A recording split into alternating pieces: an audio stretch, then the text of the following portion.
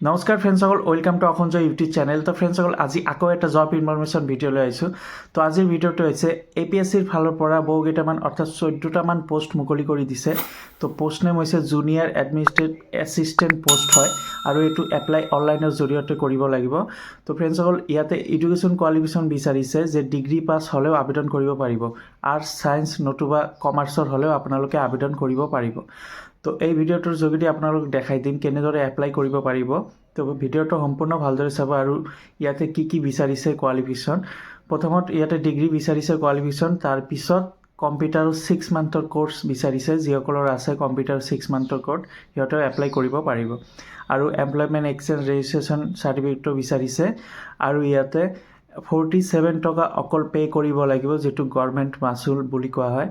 ইয়াতে অকল 47, SC ST 47, OBC general কেণ্ডিডেটৰ 47 টকা পে' কৰিব লাগিব। আৰু এই পোষ্টকেইটা এপ্লাই অনলাইনৰ জৰিয়তে কৰিব লাগিব। এইটো APSC ডিপাৰ্টমেণ্টৰ ফালৰ পৰা নতুনকৈ এডভাৰ্টাইজমেণ্টটো মুকলি কৰি দিছে।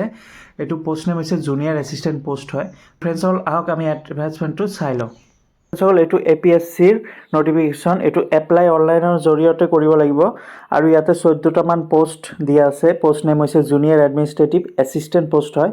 ইয়াতে UR কেণ্ডিডেটৰ কাৰণে আনৰিজাৰ্ভৰ বাবে 8টামান পোষ্ট, OBC MOBCৰ বাবে 4টা, SCৰ বাবে 0, STPৰ বাবে 0 আৰু ST হিলছৰ বাবে 2টামান পোষ্ট ইয়াতে কেটেগৰী ভেকেঞ্চিটো ভাগ কৰি দিছে। আৰু ইয়াতে দৰমহাটো দিছে 14,000 পৰা 70,000 টকালৈকে আৰু গ্ৰেড পে দিছে 8,700 টকা। তো ইয়াতে দৰমহাটো বহুত আছে ফ্ৰেণ্ডসকল, আপোনালোকে আবেদন কৰিব পাৰে। আৰু এই জুনিয়ৰ এছিষ্টেণ্ট পোষ্টটো এপ্লাই কৰাৰ বাবে আপোনালোকে জেনেৰেল, SC ST OBC, তাৰপিছত ফিজিকেল হেণ্ডিকেপ, BPL কেণ্ডিডেটৰ বাবে অকল 47 টকা পে' কৰিব লাগিব। এইটো অনলাইনত আপোনালোকে পে' কৰিব পাৰিব। আৰু ইয়াতে বয়সটো দিছে, এজ লিমিট দিছে 21ৰ পৰা 40 ইয়াৰ্ছ, অৰ্থাৎ 21 বছৰৰ পৰা 40 বছৰ বয়স হ'ব লাগিব। আৰু এজ ৰিয়েকশ্যন পাই যাব SC ST বাবে 5 ইয়াৰ্ছ, OBC MOBCৰ বাবে 3 ইয়াৰ্ছ, ফিজিকেল হেণ্ডিকেপ কেণ্ডিডেটৰ বাবে 10 ইয়াৰ্ছ এজ ৰিয়েকশ্যন পাই যাব।